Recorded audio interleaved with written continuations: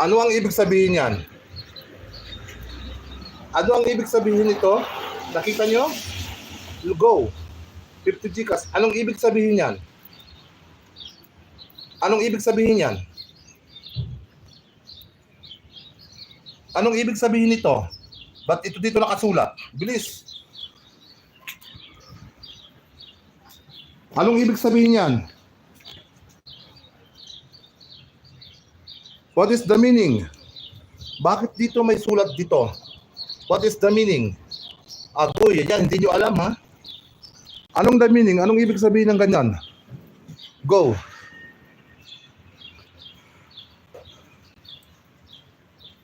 Lucky Charm, no? Address. Address nga. Anong ibig sabihin yan? So yung palatandaan na yan. Pakita ko ulit ha.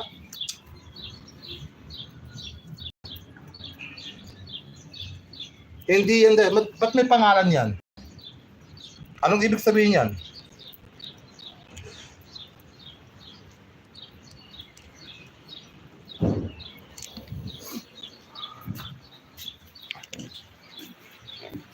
O, tingnan nyo ha. O, bago kayo makapasok dito sa akin guys, hindi nyo malalaman ang pangalan ko guys. Ayan o. Ang dami. Kita nyo, bago kayo magklingil sa akin.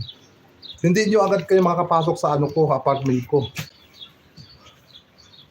Hindi yan tubig guys. Bakit may pangalan yon? Yan ay palatandaan. What is the meaning this? Anong ibig sabihin niyan? Bakit yan nandyan yung pangalan?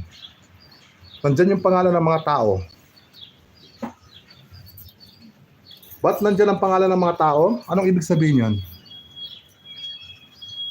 Hindi, Bryce. Anong ibig sabihin yan? Bakit ang pangalan ng tao ay nandyan?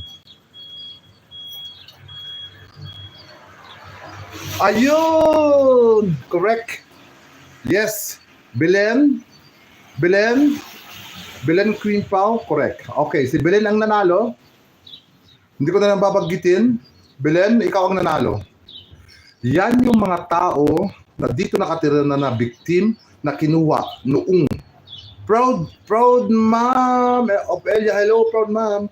Yan yung mga tao nakatira dito dati guys, na biglang kinuha lang na hinuli nung unang panahon nung nagbigigera pa dito, na abang kung kinatay nila o na hindi, dinukot nila bago may nangyari sa kanila. Hindi ko pwede dito mabigkas. Ganun. Yan no. Titingnan natin kung ilang taon yan. Kung anong years. Nabasa nyo? 1904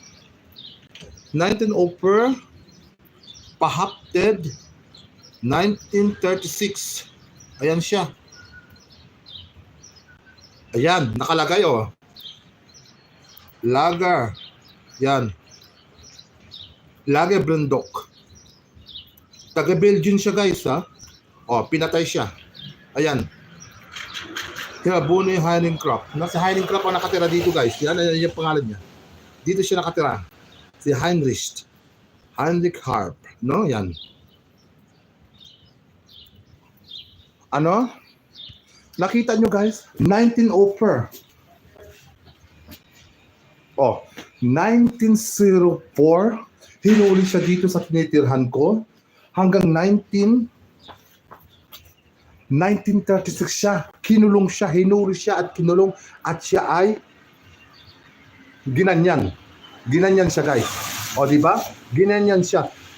Makikita nyo lahat dito yan sa lahat ng kalsada guys. Sa lahat ng mga bahay dito meron yan. Yung mga sikat na mga artista nandito malapit sa akin. Next time yun ang ipapakita ko sa inyo ha.